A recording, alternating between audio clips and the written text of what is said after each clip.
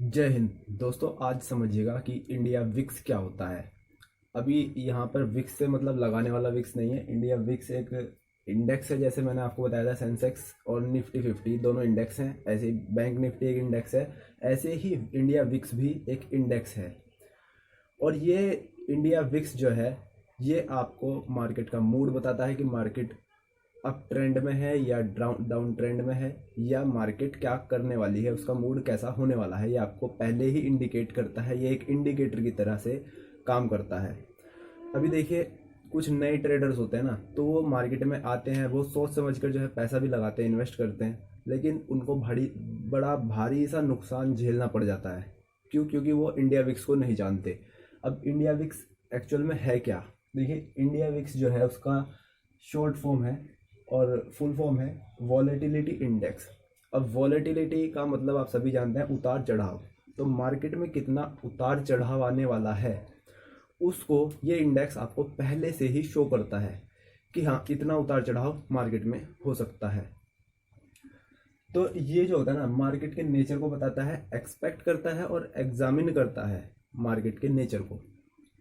और जो आने वाले 30 दिन हैं, मार्केट के आने वाले 30 दिनों के उतार चढ़ाव को जो है, ये आपको पहले से ही एक एग्जैक्ट एक फिगर बताता है कि इतना जो है मार्केट ऊपर नीचे हो सकता है।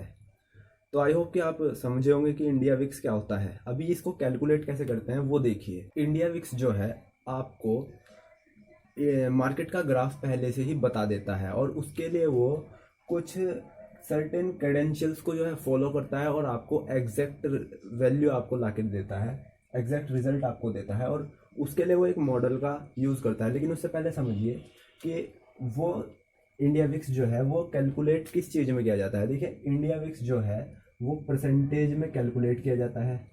परसेंटेज ग्राफ है, मतलब उसमें जैसे अगर आपको कोई वैल्यू दिखाई दे रही है, 10, 15, 16, जो भी आपको दिखाई दे रही है, इसका मतलब है कि ये परसेंट है, इतने परसेंट मार्केट वॉलेटाइल है। यानी कि इंडिया विक्स का मान क्या है, उसकी वैल्यू क्या है, 10, 15, 16, जो भी आपको दिखाई दे रही है, 20, 25, 30, जो भी। तो कैलकुलेट किस में होता है? परसेंटेज में। अब जाहिर सी बात है, अगर परसेंटेज में कैलकुलेट होता है तो इसकी वैल्यू कहाँ से कहाँ तक जा सकती है, मिनिमम और मैक्सिमम। मिनिमम तो 1 हो सकता है, और मैक्सिमम कितना हो सकता है, ये तो हो गया मिनिमम। और मैक्सिमम कितना हो सकता है, 100। भाई 100 से ज़्यादा परसेंट थोड़ी ना हो जाएगा। तो 1 से 100 तक जो है इसकी वैल्यू जा सकती है। और इसको निकालने के लिए ना, इंडिया विक्स की वैल्यू निकालने के लिए जो मीटर है, जो ग्राफ है, वो किस चीज़ का यूज़ करता है, B&S मॉडल। और इस मॉडल का पूरा नाम है ब्लैक एंड स्कोल्स। इस मॉडल का ये यूज़ करता है, और इस मॉडल में जो है 5 चीज़ों की ये हेल्प लेता है इंडिया विक्स का वैल्यू निकालने के लिए। वो 5 चीज़ें कौन कौन सी हैं? एक तो स्ट्राइक प्राइस, स्टॉक का जो स्ट्राइक प्राइस है वो क्या है। फिर market price of the stock, जो स्टॉक है वो मार्केट में फिलहाल कितने प्राइस पे चल रहा है। फिर टाइम टू एक्सपायरी, उसका एक्सपायरी का टाइम क्या है। ऑप्शंस, फ्यूचर एंड ऑप्शंस में आपको ये बताऊंगा, उसमें आपको क्लियर हो जाएगा एक्सपायरी क्या होती है। जब मैंने बताया था ना कि हर महीने की जो लास्ट थर्सडे होती है वो उसकी एक्सपायरी होती है। तो टाइम टू एक्सपायरी, और रिस्क फ्री, कितना रिस्क फ्री रेट है, कितने परसेंट जो स्टॉक है वो रिस्क फ्री है, उसमें खतरा कितने परसेंट है। और वॉलेटिलिटी, यानी कि कितनी तेज़ी से ऊपर जा सकता है और नीचे आ सकता है, यानी कि कितना ऐसा उसका मान है कि वो अचानक से ऊपर चला जाए, नीचे चला जाए, यानी कि उसमें वॉलेटिलिटी कितनी है। ये 5 चीज़ें जो है, ये मीटर, ये मॉडल आप उसमें 5 चीज़ों को देखता है, एग्जामिन करता है, और उसके बाद एक एग्जैक्ट रिजल्ट, एग्जैक्ट वैल्यू आपको इंडिया विक्स के इंडेक्स में आपको दिखाई दे जाती है। और इंडिया में पहली बार 2008 में इंडिया विक्स लाया गया था, वॉलेटिलिटी इंडेक्स। और कौन लेके आया था? NSE, national stock exchange. हालांकि 2008 में इंडिया में आया था, लेकिन इंटरनेशनल मार्केट में सबसे पहले जो ये आ चुका था, शिकागो बोर्ड ऑप्शन एक्सचेंज में आ चुका था, अमेरिका का है, वहाँ पर सबसे पहले ये यूज़ हो चुका था।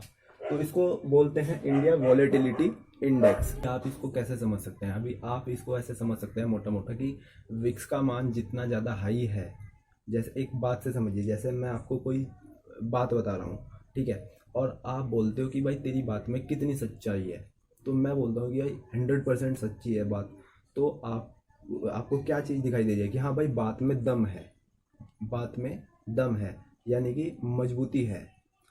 और अगर मैं वहीं कहूँ कि 1% भी सच्चाई नहीं है, तो यानी कि बात में दम नहीं है।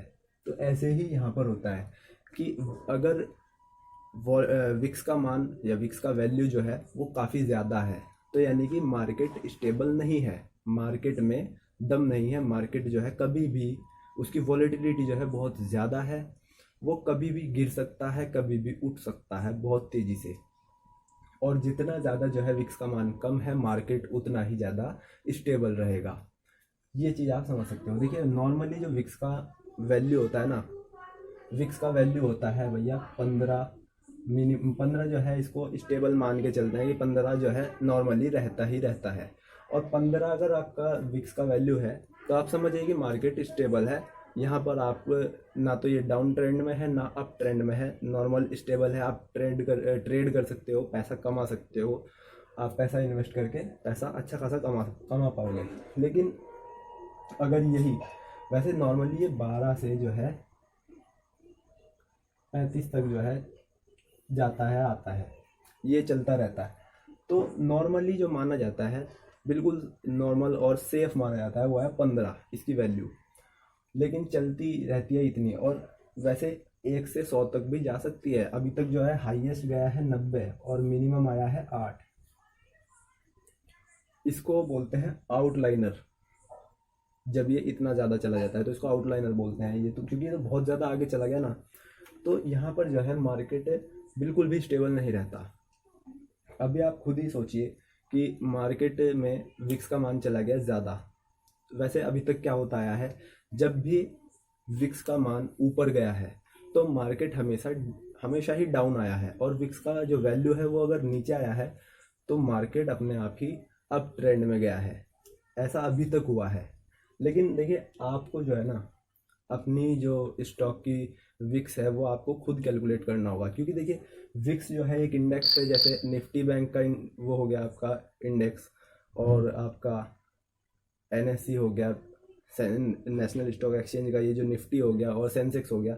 तो ये दोनों इंडेक्स हैं तीनों, और ऐसे ही विक्स भी इंडेक्स है। और ये किस चीज़ के बेस पे काम कर रहा है? एनएससी के, जैसा मैंने आपको बताया। तो अब एनएससी, इसमें क्या है, निफ्टी है, और निफ्टी में कितनी कंपनियां हैं? 50। तो उन्हीं 50 कंपनी के डेटा को लेके ये विक्स की वैल्यू को कैलकुलेट करता है। लेकिन अभी देखिए आपको ऐसे में भी पैसा कमाना है, अगर कि मार्केट जो है विक्स जो है बड़ा हाई है, तो पहली बात तो आपको सोच समझ के पैसा लगाना है कि भाई क्योंकि रिस्क बहुत ज़्यादा है उस टाइम पे, तो आपको सोच समझ के पैसा अपना इन्वेस्ट करना है।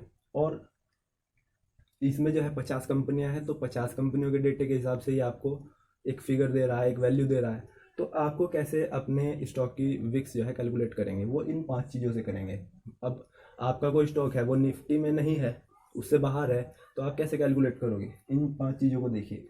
स्ट्राइक प्राइस क्या है आपके स्टॉक का, उसकी एक्सपायरी डेट क्या है, और उसका जो मार्केट प्राइस है वो क्या चल रहा है। और फिर देखिए कि कितना रिस्क फ्री है। बहुत से स्टॉक होते हैं ना, बड़ा रिस्क रहता है उनमें, कभी भी ऊपर चले जाते हैं, कभी भी नीचे चले जाते हैं, वॉलेटाइल बहुत रहते हैं। बहुत से स्टॉक होते हैं ना, उनका ग्राफ ऐसे चलता है, बड़ा तेज़ी से ऊपर गया, बड़ा तेज़ी से नीचे आया, बड़ा ऐसे चलता रहता है। तो उन स्टॉक से जो है आप बचिए। जो स्टॉक रेगुलर टर्म में चल रहे हैं, स्टेबल हैं, उन पे थोड़ा ध्यान दे के आप कैलकुलेट कर सकते हैं कि हाँ, अब आप देख सकते हैं कि ये स्टॉक जो है नॉर्मली स्टेबल है, ज़्यादा गिर भी नहीं रहा है, ज़्यादा उठ भी नहीं रहा है, लेकिन हाँ पैसा कमा के दे रहा है। तो आप वहाँ पे जो है अपना इन्वेस्टमेंट कीजिए, ट्रेड कीजिए वहाँ पे। ऐसे आप जो है विक्स को समझ पाए हो। आई होप समझ गए होंगे कैसे कैलकुलेट होता है, क्या होता है। लेकिन सबसे बड़ी जो इसकी वो है ना बात, ये समझिए, इन्वेस्टर्स जो होते हैं, अगर विक्स का वैल्यू हाई है तो समझ जाइए कि मार्केट में फियर है, यानी कि डर का माहौल है कि कभी भी ऊपर जा सकता है मार्केट, कभी भी डाउन आ सकता है। और अगर विक्स का वैल्यू नॉर्मली 15, 12, 13, 17 इतने तक है तो मान लीजिए कि मार्केट स्टेबल है और आप वहाँ पे अच्छे से अपना ट्रेडिंग कर सकते हैं, इन्वेस्टमेंट कर सकते हैं। तो आई होप कि आपको इंडिया विक्स क्या है, कैसे काम करता है, कैसे कैलकुलेट करते हैं और क्या इसका लाभ है आपको समझ में आ गया होगा। और अगर अभी भी इससे रिलेटेड आपका कोई क्वेश्चन है, कोई आपका जो भी चीज़ आपको ना समझ में आई हो या कोई अदर क्वेश्चन हो तो आप कमेंट बॉक्स में पूछ सकते हैं। थैंक्स फॉर वॉचिंग और मैं मिलता हूँ आपसे अगले वीडियो में।